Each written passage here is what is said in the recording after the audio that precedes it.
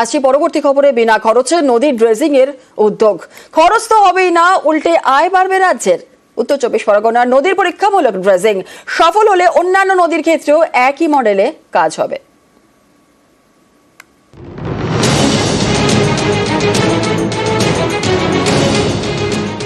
এক ঢিলে দুই পাখি, বিনা খরচায় ড্রেজিং, সরকারের আয় বৃদ্ধি, কেন্দ্রের সাহায্য ছাড়াই নদীর ড্রেজিং এর নয়া কৌশল।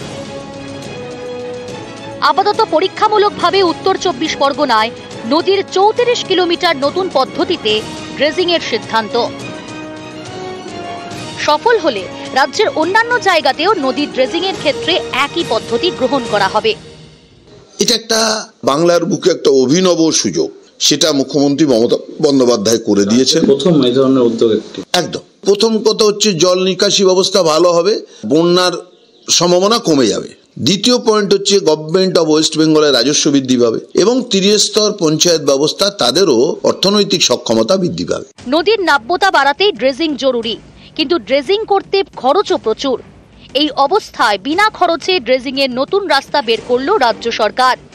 জানা গিয়েছে নতুন পদ্ধতিতে খরচ তো হবেই না, উল্টে রাজস্ব ঢুকবে সরকারের ঘরে। জানা গিয়েছে নদীর কোন অংশে ড্রেজিং প্রয়োজন তা চিহ্নিত করবেন নদী বিশেষজ্ঞরা। সেখানে ড্রেজিং এর জন্য টেন্ডার করে কোনো সংস্থাকে বরাদ দেওয়া হবে। বরাদ পাওয়া সংস্থা পাবে নদীর পলিমাটি।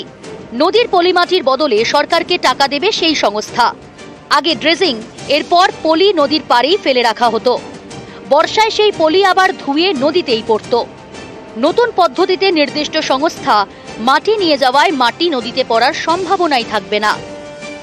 এতে একদিকে নদীর নাব্যতা বাড়বে, অন্যদিকে বাড়বে সরকারের আয়। প্রথম কথা হচ্ছে জল নিকাশি ব্যবস্থা ভালো হবে, বন্যার সম্ভাবনা কমে যাবে।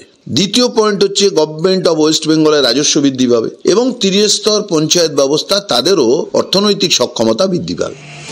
ইছামতি নদী দিয়ে শুরু হবে নতুন পদ্ধতিতে ড্রেজিং। ইছামতি নদীর ক্ষেত্রে উত্তর চব্বিশ পরগনার ঘোলাঘাট থেকে তেতুলিয়া ব্রিজ পর্যন্ত প্রায় 15 কিলোমিটার এলাকা চিহ্নিত করা হয়েছে।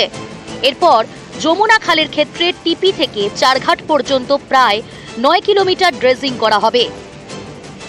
একইভাবে পদ্মা খালের ক্ষেত্রে মোল্লাডাঙ্গা থেকে রানীডাঙ্গা পর্যন্ত প্রায় 10 কিলোমিটার ড্রেজিং এর সিদ্ধান্ত হয়েছে। তেতুলিয়া ব্রিজ থেকে সৌরভনগর ঘাট পর্যন্ত আমরা গেলাম, কোথায় কোথায় কি ব্লকেজ আছে, কি কি সমস্যা আছে, কিভাবে সলভ করা যায়, ওটার জন্য আজকে ভিজিট হয়েছে। ভিজিটের পরে আর আলোচনা করে আমরা অ্যাকর্ডিংলি পলিসি ফাইনালাইজ করে কাজ শুরু করব। বর্ষার আগেই ইছামতি এবং ওই দুই খালের ড্রেজিং সম্পূর্ণ করার টার্গেট নিয়েছে জেলা প্রশাসন। নদীটা যদি সংস্কার করে তাহলে আমাদের মতন লোক, বহু লোক বেঁচে যাবে মাছ ধরে। হ্যাঁ,